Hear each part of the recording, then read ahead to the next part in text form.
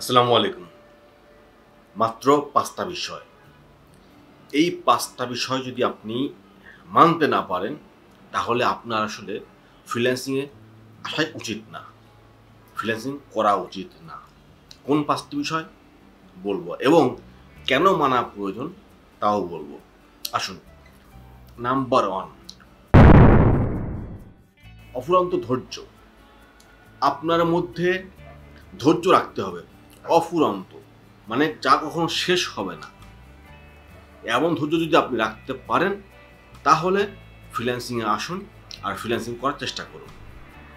যদি আপনি ধৈর্য রাখতে না পারেন, তাহলে বলবো ফ্রিল্যান্সিংয়ের চিন্তাই করবেন না।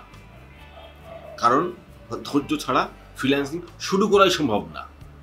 কারণ প্রথম কাজ পেতে হলে আপনাকে ১ বছর ২ বছরও অপেক্ষা করতে হতে পারে।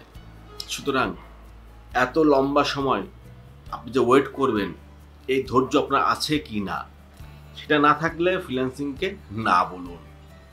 নাম্বার ২, প্রতিনিয়ত আপডেট টেকনোলজি সম্পর্কে জ্ঞান অর্জন করা এবং শেখা।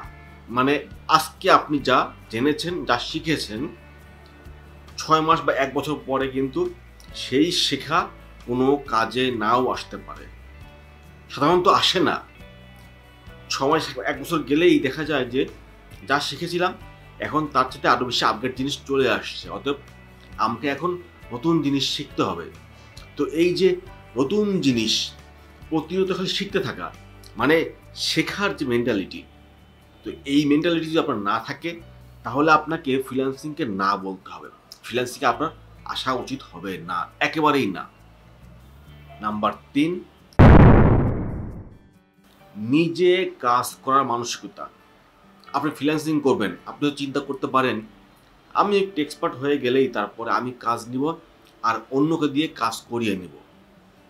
এইরকম চিন্তা অনেকের মধ্যেই আছে এবং এই জিনিসগুলোই অনেকে আবার ট্রেনিংও দেয়। সুতরাং যদি আপনার মধ্যে এমন মানসিকতা থাকে যে আপনি কাজ করবেন, কাজ শিখবেন, এরপরে শেখা হয়ে গেলে আপনি নিজেও করবেন এবং অন্যকে দিয়েও করাবেন, যদি এই চিন্তা আপনার মধ্যে থাকে, তাহলে ফ্রিল্যান্সিংকে না বলুন এবং ফ্রিল্যান্সিং থেকে এখনই সরে যান। কারণ আপনি আপনার নিজের কাজগুলো যতটা সূক্ষ্মভাবে করার চেষ্টা করবেন, আপনার নিজের প্রোফাইলকে যতটা ভালোবাসবেন, আপনার মতো করে ভালো আর কেউ বাসবে না আপনার সেই কাজটা, আপনার সেই প্রোফাইলটা। সুতরাং সে শুধু টাকা পাওয়ার জন্য কাজ করবে, আর আপনি কাজ করবেন নিজের প্রোফাইলটাকে বিল্ড আপ করার জন্য, নিজের ক্যারিয়ারটাকে বিল্ড আপ করার জন্য। সুতরাং সে টাকা পাওয়ার জন্য যখন কাজ করবে, সে আপনার কাজের ১২টা বাজিয়ে ফেলবে।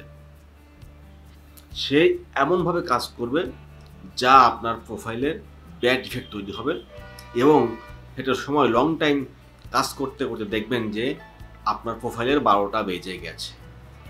আমি নিজে এটা ভুক্তভোগী।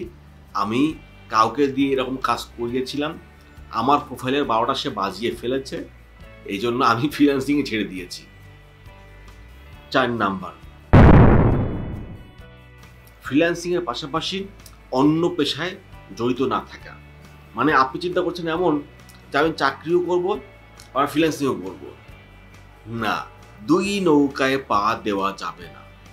আমি যা করেছিলাম, ২ নৌকায় পা দিয়েছিলাম, এটা একেবারে রং ডিসিশন। কেন রং ডিসিশন? আপনি সকাল থেকে সন্ধ্যা পর্যন্ত অফিস করবেন, ৮ ঘন্টা কাজ করবেন। এই সময়ের মধ্যে আপনাকে অফিসের কাজ করতে হবে। আপনি এরপরে এসে আবার ফ্রিল্যান্সিং করবেন রাত জেগে, এটা আপনার অফিসের কাজও খারাপ করে ফেলবে, আপনার ফ্রিল্যান্সিংটাও ঠিকমতো হবে না। এই জন্য কখনোই ২ নৌকায় পা দেওয়া মানে চাকরিও করা আবার ফ্রিল্যান্সিং করা, দুটো একসঙ্গে করার চিন্তাভাবনা করা ভুল সিদ্ধান্ত, যার ভুক্তভোগী আমি নিজে। ৫ নাম্বার হচ্ছে স্বাস্থ্য সম্পর্কে সচেতন থাকা। এখন হয়তো অনেকে বলবেন, দৌড় মিয়া, কোনো ফ্রিল্যান্সিং, এর সঙ্গে আবার স্বাস্থ্য নিয়ে কী হলো? ভাই, স্বাস্থ্য সম্পর্কে সচেতন থাকতেই হবে ফ্রিল্যান্সিং করতে গেলে। আমি ভুক্তভোগী বলেই বলছি। এই যে 4 নম্বর যে পয়েন্টটা বললাম যে অফিস করা আবার রাত জেগে ফ্রিল্যান্সিংয়ে কাজ করা, আপনি কখন ঘুমাবেন? ওটাই 5 নম্বরে আসছে যে আপনার ঘুম দিনে 8 ঘন্টা হতে হবে, না হলে আপনার ব্রেন ক্র্যাক হয়ে যাবে। সুতরাং আপনাকে নিজের ঘুম ঠিক করার জন্য রাতে ঘুমাতে হবে। আর রাতে যদি আপনি ঘুমান তাহলে আপনি ফ্রিল্যান্সিংয়ের কাজ কখন করবেন? অফিসে বসে? অফিস আপনাকে 12টা বাজিয়ে দেবে। সুতরাং এদিক খেয়াল রাখতে হবে। পাশাপাশি ফ্রিল্যান্সিং করতে যেয়ে অনেকেই লং টাইম ধরে কাজ করে, মানে একটানা বসেই অনেকক্ষণ সময় ধরে কাজ করে। ওই যে কথা হচ্ছে ঘন্টা গেলেই তো আমার টাকা আসবে, এমন একটা মেন্টালিটি তৈরি হয়ে যায় যে আমি বসলেই আমার টাকা, অতএব আমি কাজ করব, আমি অনলাইনে সময় দিব। এভাবে লং টাইম বসতে বসতে এমন অনেক ভুক্তভোগী আছেন যাদের মেরুদণ্ডের হাড়ের সমস্যা দেখা দিয়েছে, ব্যাক পেইন হয়েছে এবং তার সহজে ঠিক হচ্ছে না। বিদেশ চিকিৎসা করে আসার পরেও ঠিক হচ্ছে না।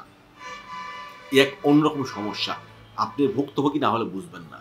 সুতরাং কাজ করলেও, ফ্রিল্যান্সিং করলেও আপনাকে একটা টাইম মেনটেন করে কাজ করতে হবে যে আমি লং টাইম বসে কাজ করব না, আমি কাজ করব, আবার একটু রেস্ট নিব, হাঁটবো, আমি দৌড়াবো, আমি বাইরে মুভ করব, আবার কাজ করব। এইরকম নিজেকে একটা মুভমেন্টের উপর রাখা, এটা খেয়াল রাখতে হবে। তো এই 5টা বিষয়: নাম্বার 1 অফুরন্ত ধৈর্য রাখা, নাম্বার 2 প্রতিনিয়ত আপডেট টেকনোলজি সম্পর্কে জ্ঞান অর্জন করা এবং শেখা, নাম্বার 3 নিজে কাজ করার মানসিকতা থাকা, নাম্বার 4 ফ্রিল্যান্সিংয়ের পাশাপাশি চাকরি বাকরি বা অন্য কোনো কাজ না করা, এবং নাম্বার 5 নিজের স্বাস্থ্য সম্পর্কে সচেতন থাকা। এগুলো না মানতে পারলে অন্য কাজ করেন, হোক সেটা কৃষিকাজ, হোক সেটা কোনো বিজনেস, অন্য কোনো উদ্যোগ নেন, কিন্তু ফ্রিল্যান্সিং না। এটা জটিল একটা বিষয়, জটিল একটা প্রসেস, এটা শরীরের জন্য ক্ষতিকর একটা প্রসেস। ভালো থাকবেন সবাই, আল্লাহ হাফেজ।